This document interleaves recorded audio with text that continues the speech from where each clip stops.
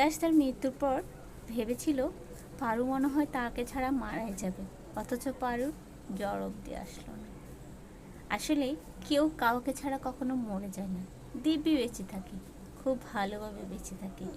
আর দেবদাসের এই কথার পর আমাদের বাঙালি পুরুষ সমাজ কি বলেছে জানেন?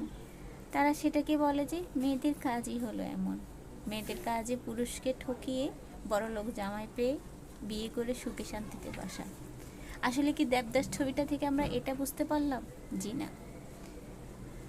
আমরা বুঝতে পারলাম এই জিনিসটা যে পুরুষ যখন খুব সহজে কিছু পেয়ে যায়, খুব সহজে প্রচুর ভালোবাসা পেয়ে যায়, চোখের সামনে যখন তার ভালোবাসাটা থাকে, তখন সেটা সে মূল্য দিতে জানে না, কিংবা মূল্য দেওয়ার প্রয়োজন বোধই করে না। সে জানে, সে বুঝতে পারে পাশের মানুষটা তাকে ভীষণ ভালোবাসে, ভালোবাসার বদলে সে তখন অবহেলাটা বাড়িয়ে দেয়, কিংবা হাসি মস্করা করে সে জিনিসটাকে উড়িয়ে দেয়। দেবদাসও কিন্তু পারু যখন তার কাছে ছিল, পারুর ভালোবাসাটা দেবদাস বুঝতে পারেনি। বুঝতে পেরেছিল তখন যখন পারুর অন্য জায়গায় বিয়ে হয়ে গিয়েছিল, পারু তার থেকে দূরে সরে গিয়েছিল।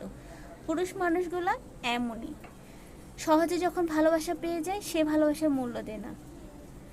কোনো নারী যখন তাকে মন প্রাণ উজাড় করে ভালোবাসে, সেটাকে তাচ্ছিল্য করে, টিস্যু পেপারের মতো কয়েকদিন ব্যবহার করে হয়তো বা ছুঁড়ে ফেলে দেয়।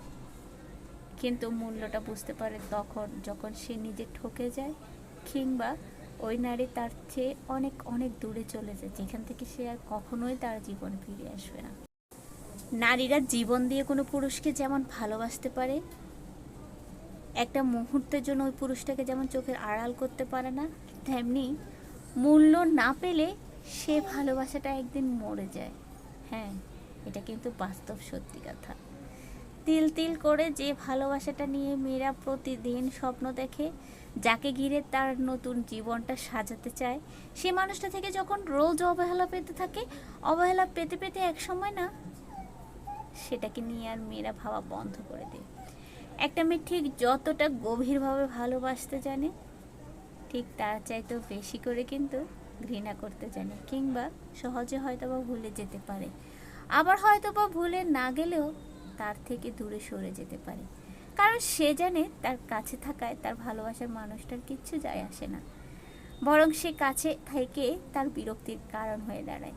আর যাই হোক, মেয়েরা কখনো কারো বিরক্তের কারণ হতে পারে না। দেবদাস সেটা বুঝেছিল তার মৃত্যুর পরে।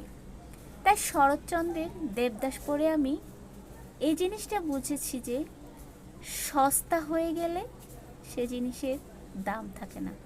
পুরুষ যেটা সহজে পেয়ে যায় সেটাকে তারা ভালোবাসা ভাবে না। আপনি যত কাছে থাকবেন ততই মূল্য হারাবেন।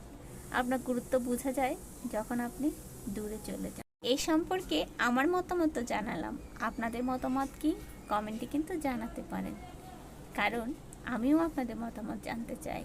ভিডিওটা কেমন লেগেছে অবশ্যই কমেন্ট করে জানাবেন আপনার মতামত। আপনার ছোট্ট একটা কমেন্ট পেলে আমার কাজের স্পিডটা অনেকটাই বেড়ে যায়। আজকের মতো বিদায় নিচ্ছি, সবাই ভালো থাকুন। আসসালামু আলাইকুম, আল্লাহ হাফেজ।